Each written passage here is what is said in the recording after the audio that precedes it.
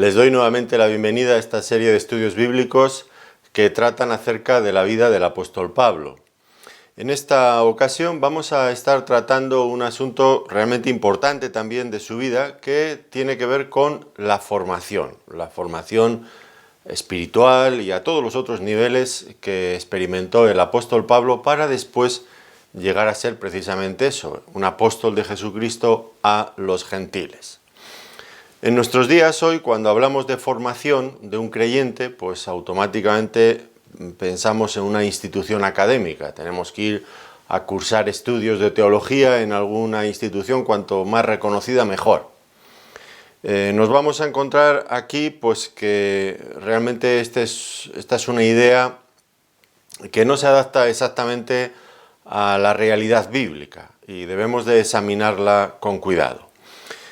Por otro lado, vamos a encontrarnos también que la formación del apóstol Pablo no solamente incluyó aspectos académicos, que es en lo que hoy se centra mucho la atención de las personas que buscan ser formadas a ese nivel, sino que incluía otras muchas cosas.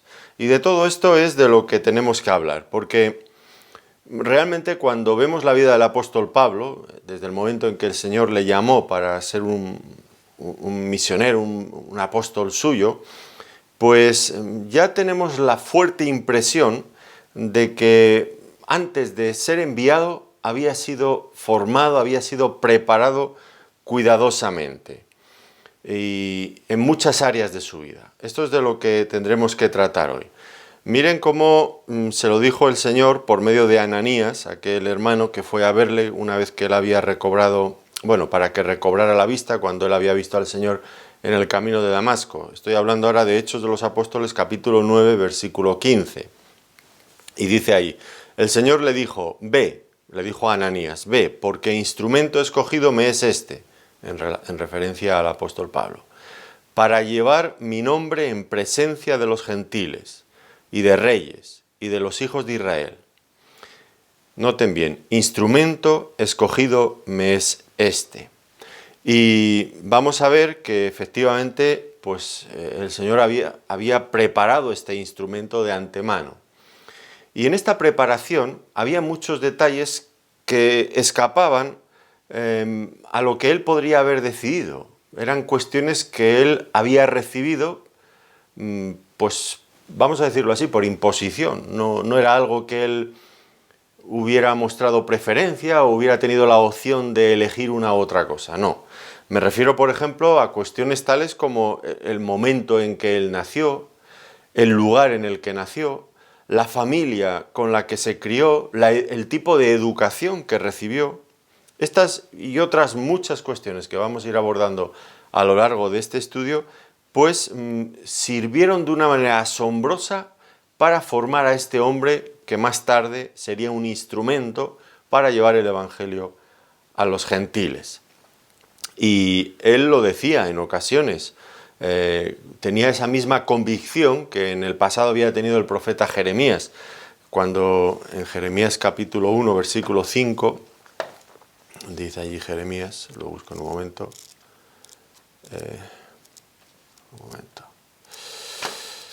Jeremías capítulo 1, versículo 5, antes que te formase, le dice Dios a Jeremías, antes que te formase en el vientre te conocí, y antes que nacieses te santifiqué, te di por profeta a las naciones. Es decir, Dios había estado trabajando en la vida de Jeremías antes de que él llegara a este mundo. Y es que Dios tenía un propósito para él, evidentemente. Y luego vamos a ver en Gálatas, esto ya en relación con el apóstol Pablo, en Gálatas capítulo 1, versículos 15 y 16, dice, pero cuando agradó a Dios, que me apartó desde el vientre de mi madre y me llamó por su gracia, revelar a su Hijo en mí, para que yo le predicase entre los gentiles, no consulté enseguida con carne y sangre. Es decir, él le había preparado desde el vientre de su madre.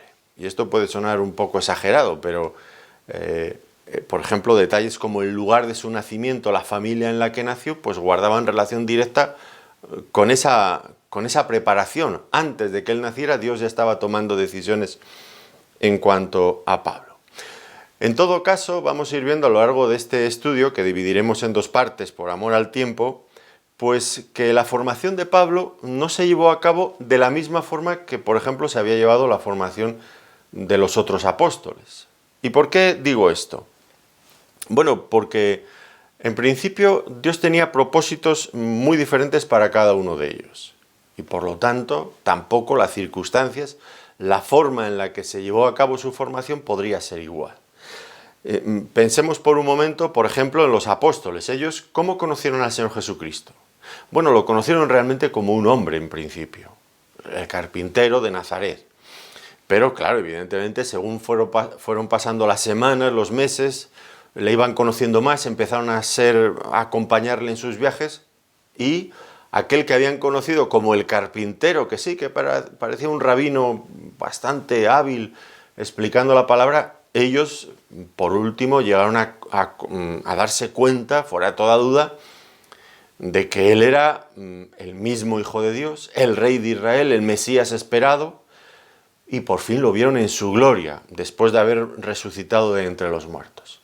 Por lo tanto, lo habían conocido como hombre en un principio, pero finalmente entendieron que era el glorioso Hijo de Dios, venido del cielo y que había vuelto a regresar al cielo con la misma gloria que él había tenido allí. En cambio, el apóstol Pablo fue muy diferente. Pablo no conoció a Cristo como un hombre, lo conoció ya glorificado. Recuerdan, lo vimos en nuestro estudio anterior, durante la conversión, en ese proceso, en el camino de Damasco, cuando el Señor Jesucristo se le aparece en toda su gloria. ¿Quién eres, Señor? ¿Qué quieres que yo haga, Señor? Y se le aparece glorificado. Luego, más adelante, Pablo pues sí que mostró interés, y vemos algunas pinceladas a lo largo de sus epístolas, mostró interés en conocer a Cristo también como hombre, cómo se había comportado el Señor Jesucristo mientras estuvo en el mundo aquí con los hombres. Y aprendió también mucho, pero fue indirectamente, tuvieron otros que decírselo, porque él había conocido a Cristo primero como Cristo glorificado y luego llegó a ese otro punto. Vemos, por lo tanto, que hay dos caminos diferentes, el de los otros apóstoles y el del apóstol Pablo. ¿Y por qué? Bueno, pues como decía antes, porque Dios tenía un propósito distinto para cada uno de ellos, para cada uno de los apóstoles y también para cada uno de nosotros. Porque Dios no obró con ellos de una forma diferente de lo que hace con nosotros. Dios siempre tiene propósitos, para todos los hombres, para los creyentes también.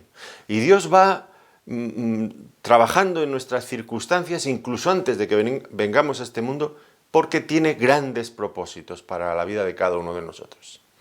Y noten bien lo que estoy diciendo, para la vida de cada uno de nosotros. Alguien puede decir, no, pero tal vez para ese sí, porque ese va a ser pastor, o ese va a ser predicador, o ese va a ser un gran evangelista. Para ese sí, o va a ser un misionero. Pero yo ¿quién soy yo? Pues eso, estas cosas que este predicador dice, pues será para otros, pero no para mí. No, insisto, Dios tiene un propósito para cada uno de nosotros. Como diría Pablo cuando escribe a los Efesios en el capítulo 2, versículo 10, dice que Dios ha preparado determinadas obras para que andemos en ellas. Y eso después de ser creyentes, pero también antes, Dios ha estado trabajando en nuestras vidas. Tiene un propósito que quiere que cumplamos. Y ha organizado cada cosa, cada detalle en nuestras vidas para que eso se llegue a realizar. Lo triste y lo realmente lamentable, sin lugar a dudas, pues es que muchas veces este ideal divino pues queda frustrado.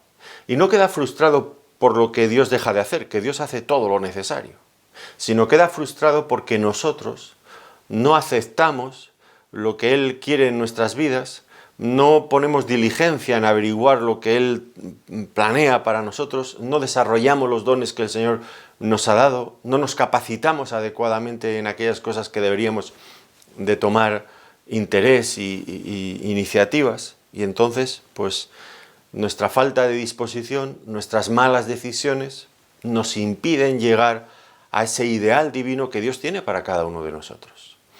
Y este estudio espero que nos abra un poco la visión para que nos demos cuenta de que Dios está obrando en cada uno de nosotros. Y muchas de las circunstancias que han acontecido en nuestras vidas, en las que nosotros no hemos tenido una participación directa, han sido organizadas previamente por Dios para llevarnos, para conducirnos a cierto tipo de ministerio, a cierto tipo de obra dentro del cristianismo y dentro de la misión que nos ha sido encomendada por el Señor a todos los creyentes, a la Iglesia.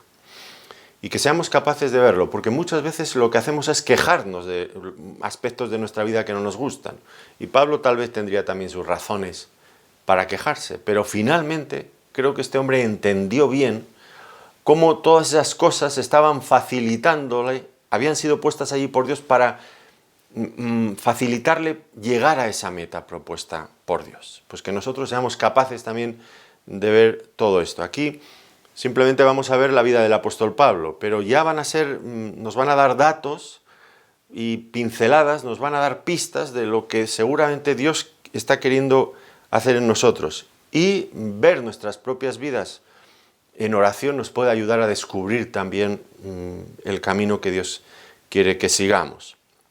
Sin lugar a dudas, en la vida del apóstol Pablo habría sido imposible que él llegara a ser lo que fue si una serie de circunstancias en las que él no tomó parte, pues se hubieran dado antes de que él se convirtiera. Noten bien, circunstancias antes de su conversión. Si no hubieran ocurrido, no habría podido llegar a ser lo que llegó a ser. Cosas que Dios había preparado para él y que él realmente no estaba enfocándolas en un principio de esa manera. Él tenía sus propios planes, pero Dios estaba trabajando en ellas. Y va a ser asombroso cuando ya vemos las cosas con detalle, cómo Dios las usó de una manera increíble en su soberanía. Y vamos entonces a comenzar este estudio considerando lo que hemos llamado la formación inconsciente del apóstol Pablo, que puede ser una expresión un tanto extraña, ¿no? Formación inconsciente. Bueno, nos referimos con ello a ese tipo de formación en la que él no tuvo, ya digo, una participación directa. No estaba siendo consciente de que esas circunstancias hubieran sido preparadas por Dios y estuvieran facilitando lo que luego iba a ocurrir en su vida. La primera de ellas, evidentemente, sería el lugar de su nacimiento. Y esto pues era inconsciente, porque no era una decisión que él tomó previamente. Esto lo entendemos rápidamente. Fíjense lo que dice él en Hechos de los Apóstoles, capítulo 21, versículo 39. Capítulo 21, versículo 39. Entonces dijo Pablo: yo de cierto soy hombre judío de Tarso, ciudadano de una ciudad no insignificante de Cilicia, pero te ruego que me permitas hablar al pueblo. Entonces vamos a ver aquí que, bueno, pues Pablo más o menos, casi más o menos, en la misma época en la que el Señor Jesucristo nacía en Belén de Judea, Pablo estaba naciendo en la ciudad de Tarso, una ciudad en la provincia romana de Cilicia, lo que en la actualidad es Turquía, es decir, Pablo era turco, lo que hoy sería un turco, era judío, pero de nacimiento por la ciudadanía sería turco, de Turquía. Pero no en cualquier parte de Cilicia o de Turquía, sino en Tarso, en la ciudad de Tarso, que era una metrópoli realmente muy, muy activa, donde había muchas culturas que confluían ahí y había también un importante comercio internacional. Todo esto, pues en gran medida debido a su situación estratégica, la ubicación concreta donde ellos estaban. Según un geógrafo, Estrabón, que escribió probablemente en el siglo I después de Cristo, él hablaba de los habitantes de Tarso como grandes amantes de la cultura. Eran asiduos estudiantes de la filosofía y de las artes liberales y de todas las ramas del saber en general. Podríamos decir, por lo tanto, que Tarso era una ciudad universitaria del más alto nivel, que podría competir tal vez en aquellos días con Atenas o con Alejandría, ciudades muy cultas. La diferencia, decía este geógrafo, es que a diferencia de Atenas o de Alejandría, donde los estudiantes venían de fuera a estudiar a esas universidades, los estudiantes de Tarso eran mayoritariamente originarios de allí mismo, de la propia ciudad de Tarso. Eran ciudadanos muy interesados en todo lo que era la cultura.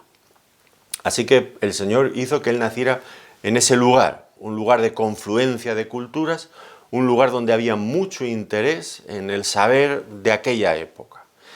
Y esto, pues, desde luego, estaba siendo dirigido por el Señor, qué duda cabe, porque luego, cuando él iba a ser apóstol a los gentiles, pues qué bien le vendría, sin lugar, y qué bien le vino, sin lugar a dudas, estar preparado ya de antemano familiarizado para encontrarse con personas de todas las culturas, de todas las razas, para fácilmente entender hábitos y costumbres de otros que no eran como él, y sobre todo estar familiarizado con la cultura y el saber de todo lo que era el Imperio Romano, que era una cultura fundamentalmente griega, evidentemente.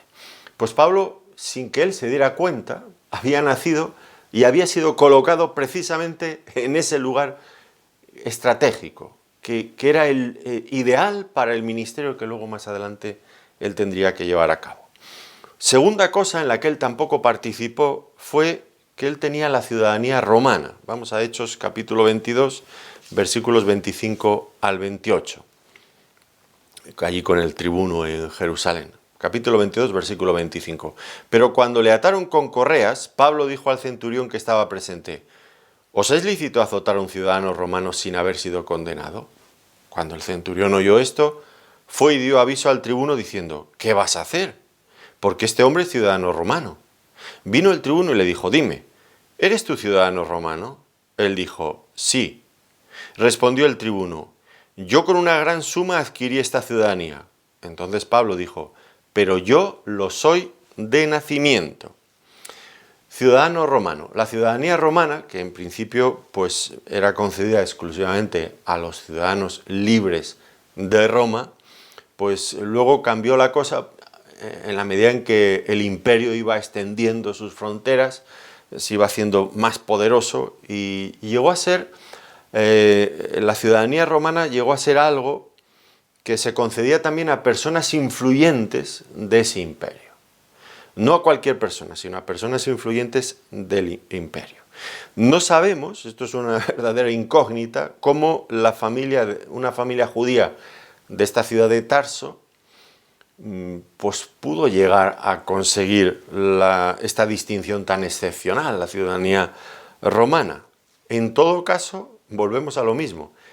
Está fuera de toda duda lo útil, lo inmensamente útil que fue este hecho para el ministerio que posteriormente iba a llevar a cabo el apóstol Pablo años más tarde.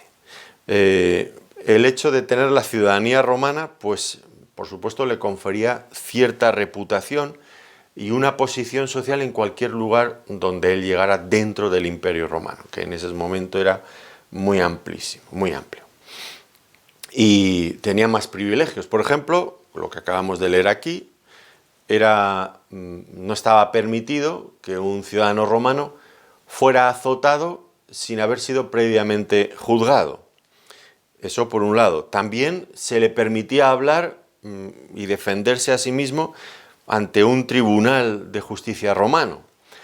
Podría incluso exigir ser juzgado por el mismo César, apelar a César. Bueno, como saben, todas estas cosas Pablo las usó, fueron derechos que le vinieron bien y que los aprovechó a lo largo de su ministerio.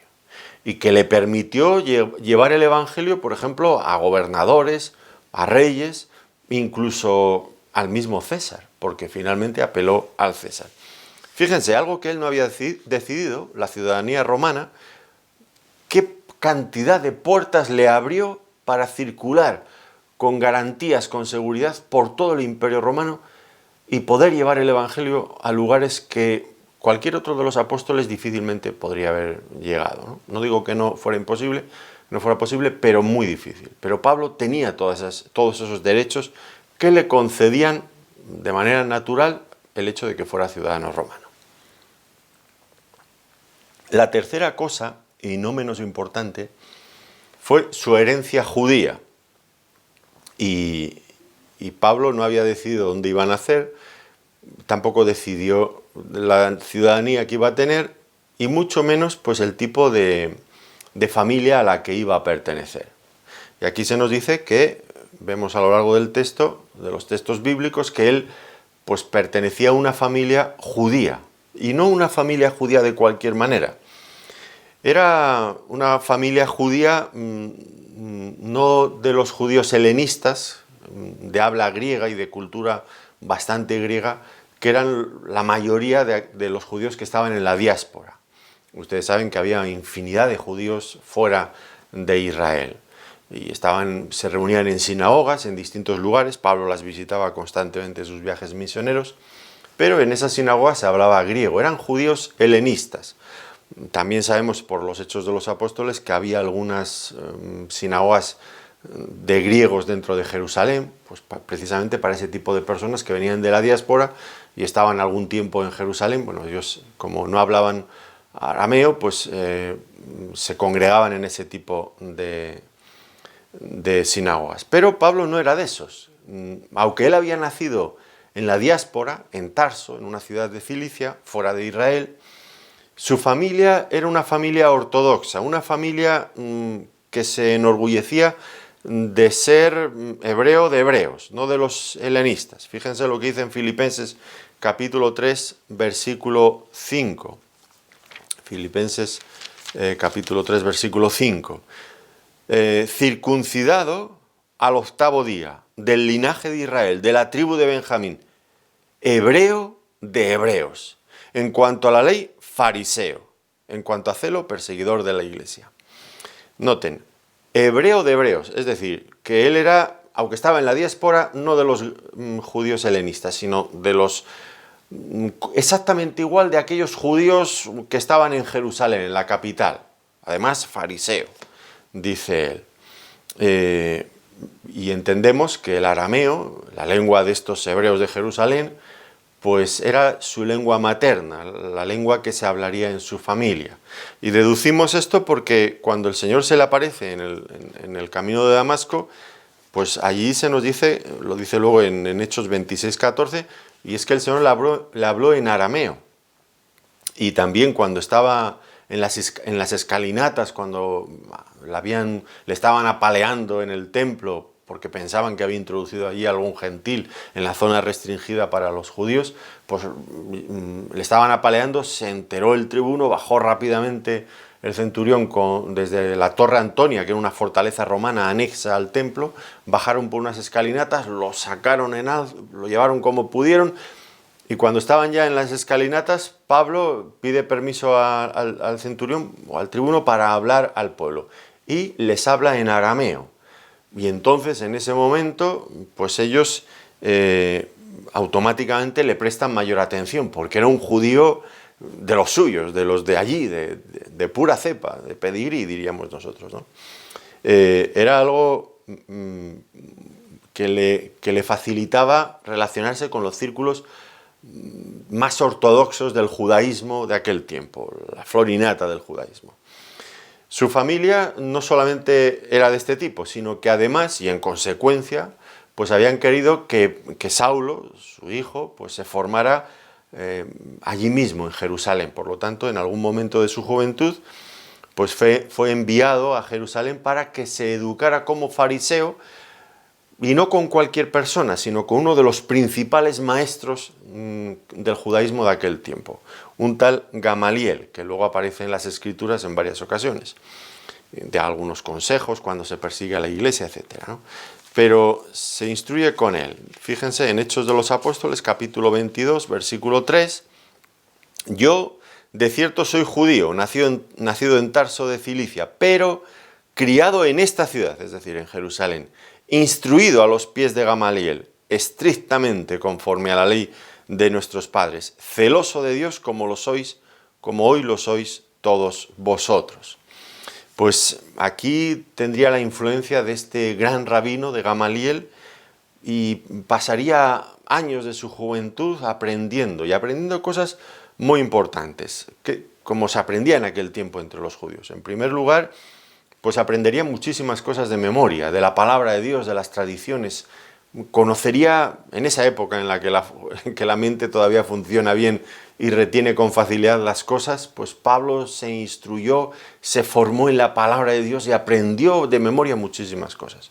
Pero también En aquellos foros de aprendizaje, pues la dinámica implicaba también pues organizar discusiones, debates públicos, razonar en público, pues algo como las universidades prestigiosas de nuestro tiempo, esas que no solamente te enseñan de memoria ciertas cosas, sino que te enseñan a pensar, a discutir, a exponer públicamente tus razones, a argumentar tus argumentos frente a otros que tienen argumentos distintos. Pues esto era el tipo de formación que Pablo recibió allí con Gamaliel y le sirvió para desarrollar pues ya no solamente su memoria, sino también la capacidad de razonar con lógica, de debatir, de exponer las escrituras. Y qué bien le vino todo esto años después cuando iba de aquí para allá predicando en las sinagogas judías. Pues era sin lugar a dudas algo fundamental. Por lo tanto, bueno, pues al cabo de unos años de formación allí, él llegó a ser un rabino judío. Y esto, bueno, podríamos pensar, bueno, ¿y qué importancia tendría el ser un rabino judío para el apóstol de los gentiles? Pues mucha, en gran manera, porque aunque es verdad que Pablo era apóstol a los gentiles de manera prioritaria, él dedicó mucho tiempo también a predicar el evangelio a su pueblo, a Israel. No olvidemos, como acabo de mencionar, que en cada ciudad donde él fundaba una iglesia, el primer lugar a donde él se dirigía era a los judíos. Y allí les predicaba el evangelio. Es verdad, en muchos sitios había gran rechazo en esas comunidades, pero también siempre había la opción de entresacar a algunos auténticos creyentes, ya fueran judíos o simpatizantes, temerosos de Dios, gentiles, prosélitos. Le vino muy bien todo esto, ¿no? Porque, claro, cuando él en esos viajes misioneros llegaba a una ciudad, pues el primer lugar donde iba era la sinagoga. Y automáticamente que el principal de la sinagoga entendía que venía de Jerusalén y que era un rabino de Jerusalén, tenía todas las puertas abiertas para ocupar el púlpito y predicar desde allí. Y anda que eso no le dio oportunidades para compartir el evangelio del Señor Jesucristo y presentarlo como el Mesías de Israel que ya había venido y había cumplido absolutamente todas las profecías del Antiguo Testamento. Y si alguien podía demostrar con el Antiguo Testamento que ellos manejaban en las sinagogas que Jesús era el Mesías anunciado, ese era Pablo. Conocía perfectamente, por su formación judía, a los pies de Gamaliel, conocía perfectamente el Antiguo Testamento y sabía, claro, y eso lo descubrió más tarde, cuando ya era creyente, y sin duda el Espíritu Santo le ayudó muchísimo en esa labor de entender el Antiguo Testamento a la luz de la venida del Mesías. Pero una vez eso completado, Pablo era un torrente que se desbordaba constantemente explicando por activa y por pasiva, con citas de aquí y de allí, cómo el Señor Jesucristo había cumplido todas las expectativas que se habían anunciado acerca de él, todas las profecías. Era increíble la destreza que este hombre tenía. Por lo tanto, esa formación que no había decidido él, que la habían decidido sus padres, y que no sabemos, nos imaginamos que él estaría de acuerdo, pero podría ser como muchos otros estudiantes, que ahora mis padres me dicen que estudie esto y yo no quiero estudiarlo. ¿Por qué tengo que estudiar esto? Porque mis padres lo digan. Él lo estudió, y fíjense cómo Dios dirigió todo aquello para que finalmente pudiera dirigir a tantas personas al Evangelio del Señor Jesucristo. Por otro lado, el hecho de haberse formado en esos círculos judíos aportaba algo también inmensamente útil al ministerio posterior del apóstol Pablo.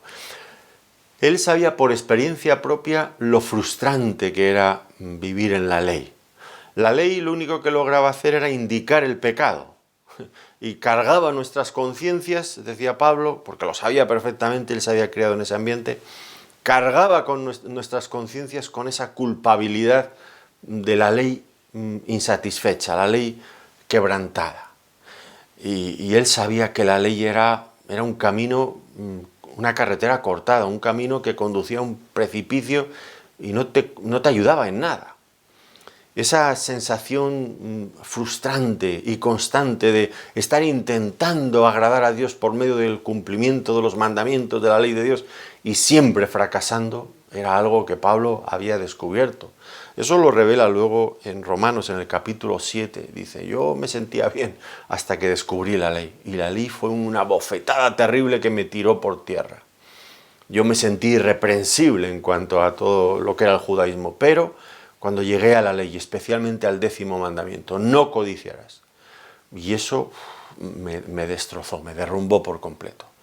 Todo mi andamiaje, todo el edificio que yo había construido, como una escalera de naipes, se vino abajo, se desmoronó por completo. Y ahora cuando él llegaba a las sinagogas, ya una vez como creyente, como apóstol, llegaba a las sinagogas y hablaba y compartía el Evangelio con otros judíos que sin duda sentían el mismo vacío que les había producido, que en el pasado le había producido a Pablo la ley, ellos también lo sentían. Y Pablo podía hablarles desde el corazón, desde la experiencia propia.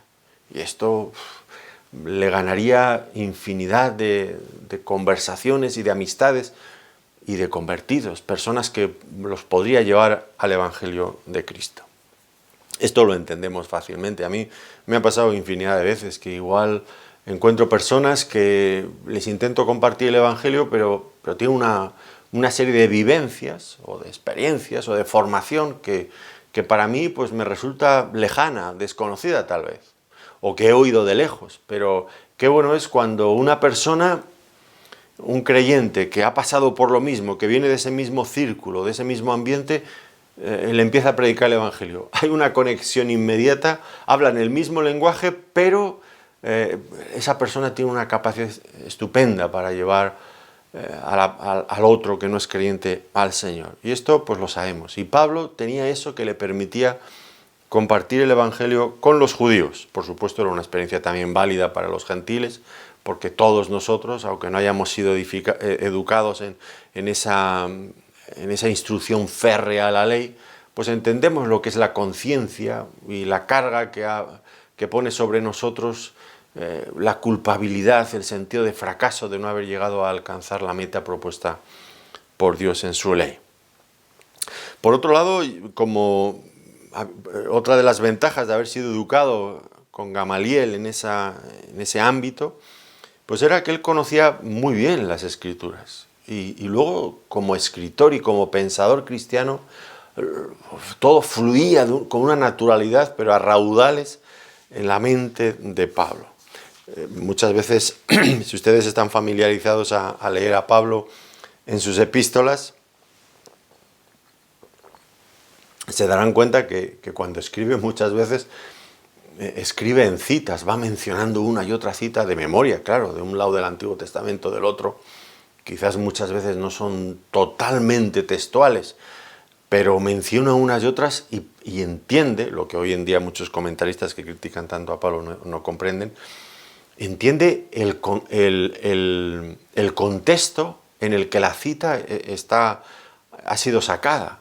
Y él menciona algo, solamente tal vez una cita, pero es interesantísimo volver al pasado, al Antiguo Testamento y ver el contexto porque te das cuenta que Pablo aporta una riqueza con solamente una cita. Si miramos el contexto, enriquece cada pasaje de una manera increíble.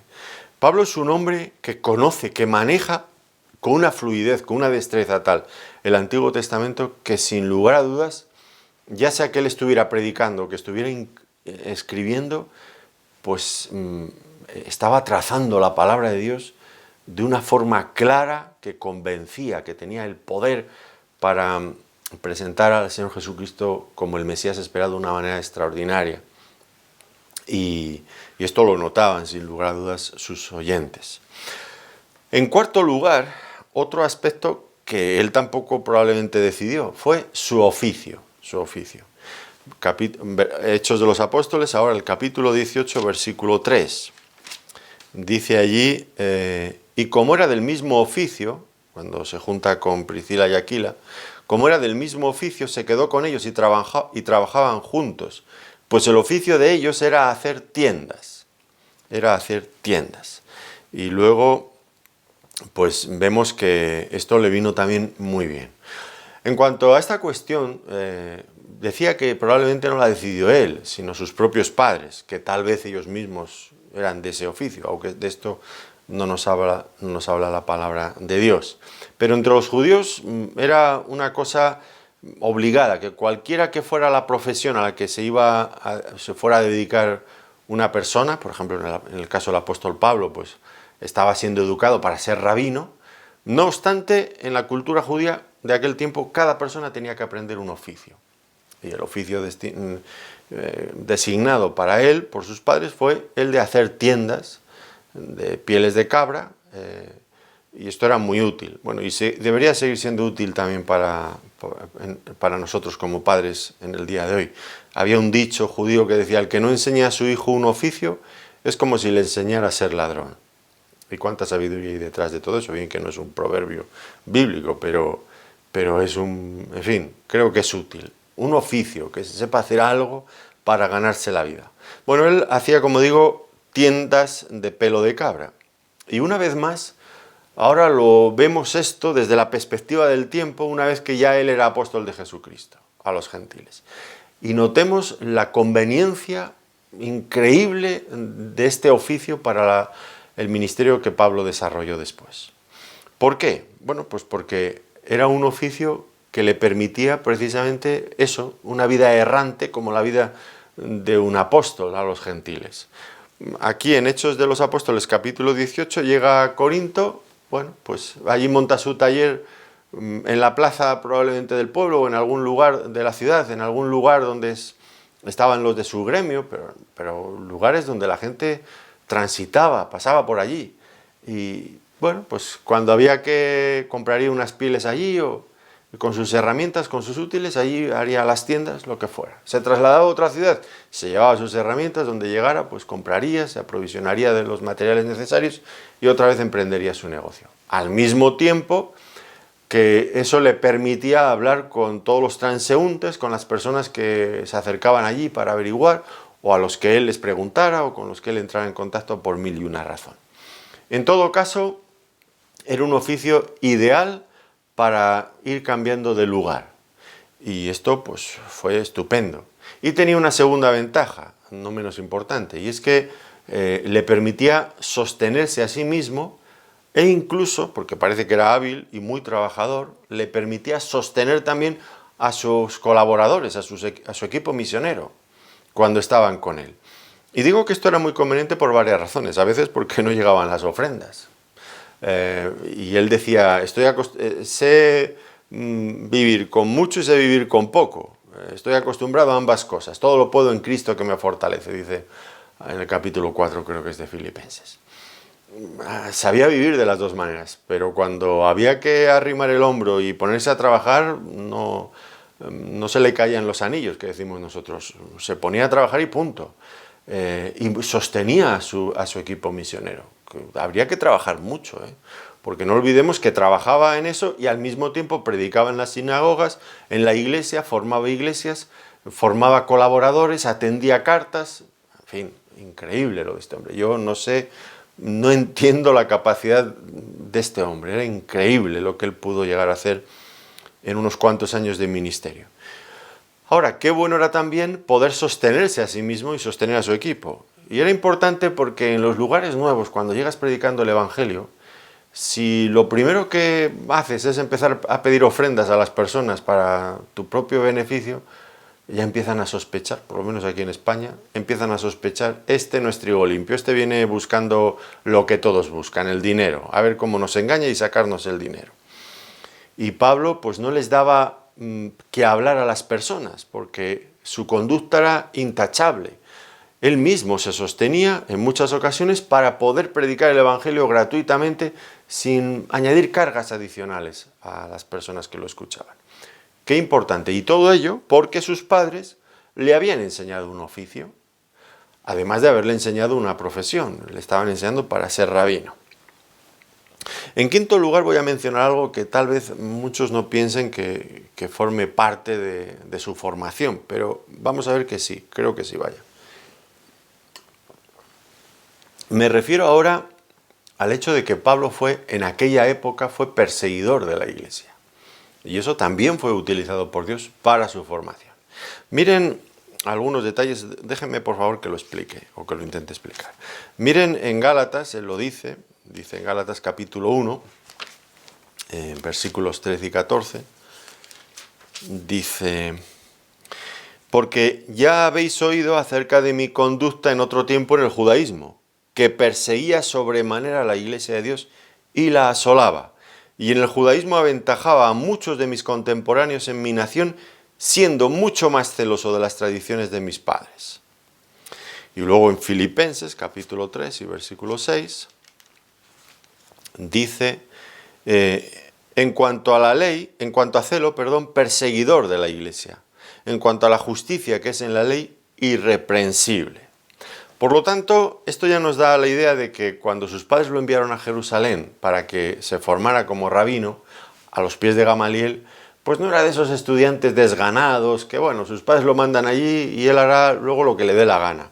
Irá a las clases, pero en su tiempo libre se dispersará por ahí y vete tú a saber qué hace. No, no. Pablo no era de estos. Pablo era un hombre que, como diríamos nosotros, puso toda la carne en el asador. Se empleó a fondo, hasta el máximo, en esta cuestión, en esta vocación religiosa que él sin duda tenía. Y no se dejó llevar pues, por las tentaciones de la juventud, que en esos momentos los que hemos tenido hijos y hemos tenido que mandarlos a otras ciudades a estudiar, uno se pone a temblar. ¿Y estudiará o se dedicará a la buena vida y a compadrear con los amigos por ahí y se perderá en el mundo? Y es la preocupación que tenemos en esa época, en la adolescencia. Todavía son tiernos y están con 1000 tonterías en la cabeza y dices, ¿qué harán? ¿Qué harán? Pues Pablo no se distrajo con esas cosas, todo lo contrario. Él, como acabamos de leer, dice que en cuanto a la ley era irreprensible, es decir, un cumplidor absoluto de todas las ordenanzas, de todas las normativas de la ley y de las tradiciones de los ancianos y todo aquello. Y por otro lado, lo acabamos de leer también, en Gálatas dice que aventajaba a muchos de su nación en cuanto a celo. O sea, que se comparaba, era competitivo también, se comparaba con los otros estudiantes y decía, yo voy mucho más lejos que estos que están estudiando conmigo y otros que ya han salido de aquí. De tal manera era su celo que cuando años más tarde pues, regresó a Jerusalén, los líderes del judaísmo se dieron cuenta del valor y del celo, de la entrega, de las capacidades extraordinarias que este hombre tenía y pues viendo su celo y su devoción, su talento, sobre todo dentro del judaísmo y esa aversión, ese odio que él sentía ya por el cristianismo naciente, pues le delegaron para que él se ocupara precisamente de eso, de perseguir y de acabar con el cristianismo. Eso implicaba muy probablemente que le dieran un asiento dentro del Sanedrín y llegara a ser un miembro del Sanedrín. Pensamos que probablemente esto ocurrió porque él tenía la capacidad de dar su voto cuando se pedían sentencias contra los miembros del cristianismo. En fin, tenía capacidad de voto, dice en Hechos capítulo 26, versículo 10. Seguramente por esa razón, porque era un miembro del Sanedrín, que era el máximo órgano del judaísmo de aquel tiempo. Y le delegaron esa misión de acabar con el cristianismo y por supuesto él luchó con todas sus fuerzas contra lo que él consideraba que era una auténtica blasfemia. Aquellos hombres, los cristianos, que interpretaban que un hombre, Jesús de Nazaret, podía ser el mismo Hijo de Dios, que podía ser Dios, y los persiguió a muerte. Y dice que en su celo entraba en las sinagogas, de sinagoga en sinagoga, de casa en casa, los obligaba a blasfemar, los castigaba, los encarcelaba, bueno, y en algunas ocasiones los mató. Por lo menos en el caso de Esteban, él estaba allí presidiendo aquella lapidación contra Esteban, aquel tribunal improvisado, en fin. E incluso en su celo asesino pidió cartas al sumo sacerdote para ir incluso a Damasco. Eso estaba a 160 kilómetros al norte de Jerusalén, ya en el extranjero. Bueno, pues movió la causa contra el cristianismo de una forma feroz. Miren lo que dice Hechos de los Apóstoles, capítulo 9, versículos 1 y 2, que nos da una idea bastante precisa de cómo vivía, cómo entendía Pablo en esos momentos lo que hacía, ¿no? Dice, Saulo, respirando aún amenazas y muerte contra los discípulos del Señor, vino al sumo sacerdote y le pidió cartas para las sinagogas de Damasco a fin de que si hallase algunos hombres o mujeres de este camino los trajese presos a Jerusalén. Notamos, ¿verdad? Qué odio contra todo esto. Ahora, yo decía hace un momento que este hecho, el que fuera perseguidor de la Iglesia, pues era otro punto más que le estaba formando como apóstol más tarde. ¿Y en qué sentido? Bueno, primera lección, aprendió varias lecciones.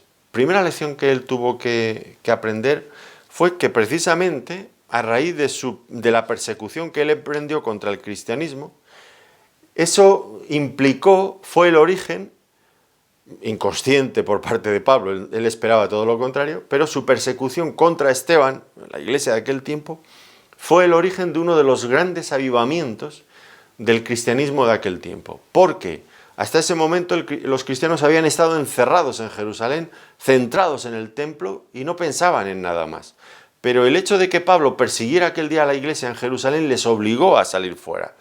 Y al salir fuera estaban predicando a todo el mundo que conocían el Evangelio. Las primeras zonas fueron la región de Judea, luego Samaria, luego también Galilea, pero de ahí se extendió, traspasó las fronteras y finalmente, bueno, pues Chipre, la sinagoga en Antioquía de Siria, bueno, pues eran movimientos en los que él no había participado en el sentido de que él era el misionero, sino que él era en este caso el perseguidor. Y entonces Pablo tuvo que aprender algo increíble, y es que Dios es el soberano de su obra. Dios tiene la última palabra. Y que incluso las fuerzas enemigas más feroces no pueden acabar con el cristianismo, sino que por el contrario fomentan y sirven para extender la causa, los propósitos de Dios, los deseos de Dios. Y Pablo tuvo que aprender esto.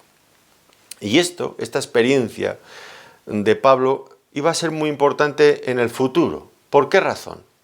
Bueno, porque Pablo, cuando ya era un apóstol a los gentiles, siempre tenía detrás de él los judaizantes que le perseguían allí donde él iba, desprestigiándole, ridiculizando el evangelio, cuestionando el evangelio que él predicaba y oponiéndose de tal manera que a veces lograban manejar las autoridades para que se despertara la oposición contra él, los encarcelaran, los expulsaran, todas esas cosas. Si leen Hechos de los Apóstoles van a ver que le ocurrieron infinidad de ocasiones. Y Pablo en esas circunstancias podría sentirse abatido, hundido, decir, bueno, es que todo lo que hago no sirve para nada, porque llegan todos estos y mira la que me preparan y todo nuestro trabajo, arduo trabajo, parece en nada. Pero entonces tenía que recordar lo que él había aprendido en el pasado. Que aquellos hombres que actuaban con tan malas intenciones, exactamente con las mismas malas intenciones que él había actuado en el pasado, no podrían impedir el avance de la obra de Dios, sino que su propia ira y su propio odio contra el cristianismo, lo único que harían sería pues impulsar aún más el avance del Evangelio. Eso sería una lección importante que Pablo aprendió en aquellos días como perseguidor, que le servirán después. Y la segunda cuestión era que, bueno, pues veía a esos hombres que le perseguían, que le hacían la vida imposible y que se oponían a su ministerio constantemente, este odio que ellos tenían, Pablo era capaz de mirar a esos hombres desde la perspectiva de la gracia de Dios. ¿Por qué razón? Porque él antes había sido como ellos. Y él sabía lo que la gracia de Dios podía hacer en un hombre. Podía transformarlo de un enemigo en un auténtico creyente en el Señor Jesucristo, y es más, propulsor incluso más tarde del Evangelio de Jesucristo. Pablo lo sabía. Pablo se podía presentar delante de ellos como un escaparate de la gracia de Dios, como un vaso de misericordia, donde mostrar todo lo que la gracia de Dios significa. Pablo estaba capacitado para hablar también a ese tipo de personas, porque él antes había sido un perseguidor de la iglesia. Podía esperar que ellos se convirtieran y podía manifestarles la gracia de Dios, porque él había recibido esa misma gracia. Miren lo que escribe en 1 Timoteo, capítulo 1, versículos 12 al 14, emocionado aquí Pablo. Doy gracias dice, al que me fortaleció, a Cristo Jesús nuestro Señor, porque me tuvo por fiel, poniéndome en el ministerio, habiendo yo sido antes blasfemo, perseguidor e injuriador, mas fui recibido a misericordia, porque lo hice por ignorancia en incredulidad. Pero la gracia de nuestro Señor fue más abundante con la fe y el amor que es en Cristo Jesús. Palabra fiel y digna de ser recibida por todos, que Cristo Jesús vino al mundo para salvar a los pecadores, de los cuales yo soy el primero. Pablo estaba capacitado. Su etapa como perseguidor de la iglesia le había capacitado para esperar de los que le odiaban, esperar la conversión, para exponer a los que le odiaban la gracia y el amor de Dios, porque él mismo previamente había sido inundado de esa gracia y de ese amor. Claro está, Pablo no sospechaba que ninguna de esas cosas pudieran haber sido preparadas de antemano por Dios, bien porque las había dirigido Dios o porque Dios había permitido eso en la vida de Pablo. Pero desde esta perspectiva ahora, como creyente, incluso como apóstol de Jesucristo, él se daba cuenta de cómo Dios, desde el vientre de su madre, nos ha dicho al principio en Gálatas, había sido preparado para ese ministerio. Forma parte de esa formación, pues, inadvertida en un principio de Pablo, en la que él no tomó parte activa, pero que fue tan importante en su carrera y en su ministerio. Y nos hemos detenido a pensar en todas estas cosas porque hay detalles en nuestra vida de los que tal vez nosotros nos podemos quejar amargamente contra Dios, o las circunstancias en las que hemos nacido, cosas que nos han pasado en la vida, experiencias amargas. Dios en su soberanía y en su gracia tiene la capacidad, y lo va a hacer, de usar todo lo que nos ha pasado en nuestras vidas para que podamos después, si somos creyentes y deseamos colocarnos en sus manos, ser capaces de poder desarrollar ministerios que de otro modo no podríamos desarrollar. Cosas amargas, cosas duras, cosas que desde luego escapaban de la voluntad de Dios, porque ¿qué podría estar más lejos de la voluntad de Dios que ser un perseguidor de la iglesia? Pero Dios aún esas cosas las puede usar precisamente para eso. Cada uno de nosotros debemos de hacer ese ejercicio finalmente de pensar en nuestra propia vida, dejar a un lado la amargura y pensar en oración delante de Dios cómo todo lo que Dios ha preparado en nosotros a lo largo del tiempo antes de ser creyente, cómo Dios quiere usarlo para que después, ahora ya como creyentes, podamos servirle y darle la gloria a Él. A veces nos puede parecer imposible, pero no lo es. Igual estamos amargados porque nuestros padres nos obligaron a aprender ciertas cosas, o porque nuestros padres eran lo que fueran, buenos o malos, o nos dieron una educación muy rígida, o ni siquiera nos dieron educación ni valores. Sea lo que sea, Dios puede usar cualquiera de esas circunstancias para que podamos avanzar en los propósitos que Dios tiene ahora para nosotros en su obra. Pero es importante verlo desde esta perspectiva. Y tiene que ver con la formación de Pablo, no la formación en una academia, en un instituto, en un seminario, no. La formación desde niño, desde su mismo nacimiento. Dios está trabajando en cada uno de nosotros, desde el mismo instante en que hemos sido concebidos por nuestros padres. Y Dios ha trabajado incluso antes, preparándonos un hogar y preparándonos una cultura. Pues miremos todas estas cosas desde esta perspectiva. Seguro que nos enriquecerá tanto como finalmente le enriqueció al apóstol Pablo. Lo dejamos aquí, pero no porque hayamos acabado, sino por el tiempo, pero tendremos que ver todavía luego la formación consciente del apóstol Pablo ya como creyente. Y eso ya va a ser mucho más intenso y mucho más directo. Pero eso será con la ayuda del Señor en una próxima ocasión. Hasta entonces, les agradezco que nos hayan querido acompañar en este estudio bíblico y deseo que el Señor les bendiga muy ricamente. Muchas gracias por su atención.